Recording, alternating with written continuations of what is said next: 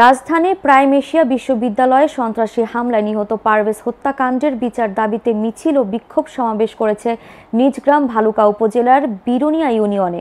মঙ্গলবার দুপুর থেকে কয়েক ঘণ্টাব্যাপী বিরুনিয়া বাজারে বিক্ষোভ মিছিল ও সমাবেশ অনুষ্ঠিত হয়। এতে ইউনিয়নের সকল শিক্ষা প্রতিষ্ঠানের হাজার হাজার শিক্ষার্থী ও এলাকাবাসী অংশ নেয়।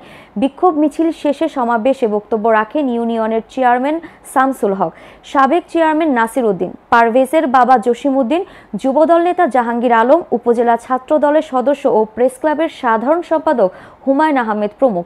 উক্ত বিক্ষোভ মিছিল ও সমাবেশ থেকে অবিলম্বে হত্যাকারীদের গ্রেফতার ও দৃষ্টান্তমূলক শাস্তির দাবি জানানো হয়।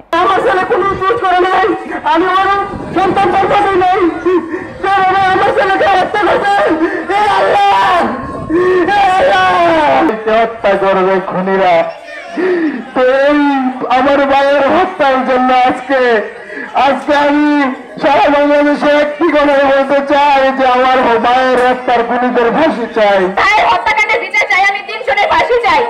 ইউনিভার্সিটি ক্যাম্পাসে নির্মমভাবে সন্ত্রাসীদের আক্রমণে নিহত হয়েছে।